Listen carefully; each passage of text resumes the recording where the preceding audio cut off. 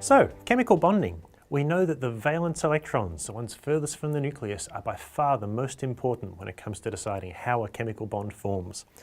We also know that for many of the elements, we can easily determine how many valence electrons are present just by looking at the group number. If the element's in group 2, it will have 2 valence electrons. If it's in group 4, it will have 4 valence electrons. So nice and easy to predict. Now we need to look at how they become happy, how they get their stable octet, those 8 valence electrons. Remember that for very small atoms like hydrogen, they only want 2 valence electrons, but the rest of them, they're after that stable 8. In order to do that, they're going to have to interact with other atoms. So if we have a look at our periodic table and choose an element, let's have a look at chlorine for an example. It's in group 7.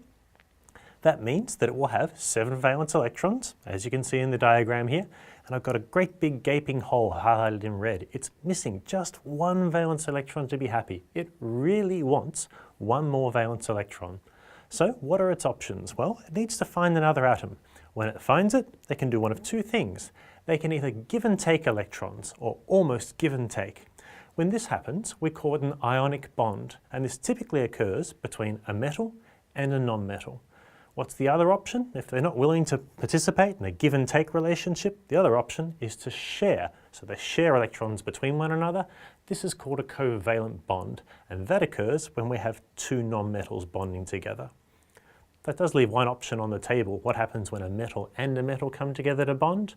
I will leave that for another day in your life. We've got plenty on our hands with ionic and covalent materials, and that makes up a lot of the day-to-day materials around us anyway. So let's have a look a little bit more closely. How do we know when we're going to get ionic bonding, give and take, and when we're going to get covalent bonding, when we're going to get sharing? The answer to that question lies in the electronegativity of the atoms. That's a new word for us, so let's be careful to define it. Electronegativity is a measure of how much an atom wants to take on electrons as part of a chemical bond. The higher the electronegativity, the more it wants those electrons. The lower the electronegativity, the more happy it is to let them go, give it to someone else. So if we have a look at your periodic table, specifically the one I've provided for you, in the top right corner of every element in green, I have the electronegativity listed for every element on your periodic table. If I choose fluorine as an example, up in the top right corner, that has an electronegativity of 4, and that's the highest electronegativity on the periodic table, 4.0. If we then go to the other extreme, I look down in the bottom left corner, we have francium and cesium.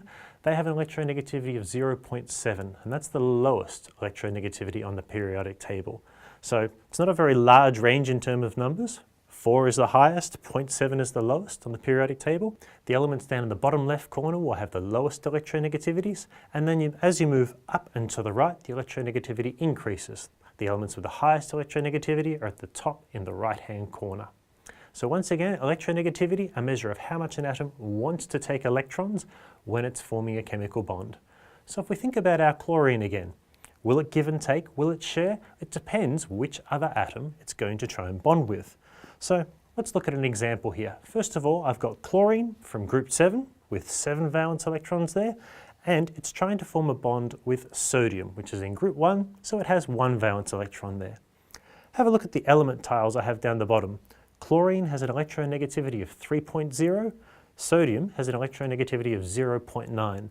That's a difference of 2.1, which is quite large. Chlorine really wants that extra electron. Sodium doesn't mind so much, happy to let it go. So in this case, when we have a large difference between the two, one really wants, one not so much, we tend to get ionic bonding. We get give and take of the electrons. So sodium gives away its electron, chlorine takes it. As you can see from the diagram, chlorine now has 8 valence electrons, so it's happy.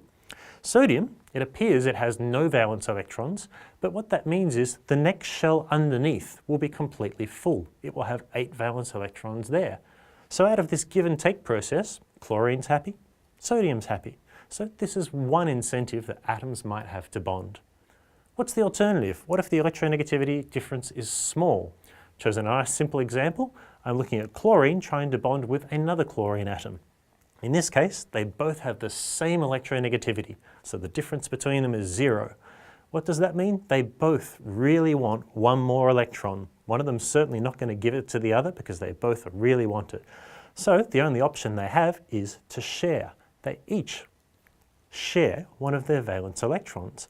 By doing so, it then means this chlorine on the left can see 8 valence electrons. It can see 8, that's all it minds, it's happy with that. Meanwhile, the chlorine on the right can also see 8 because they're sharing those 2 electrons in the middle. So when this happens, we form a covalent bond. How do you know whether you're going to get ionic bonding or covalent bonding? There are a couple of guidelines we can use.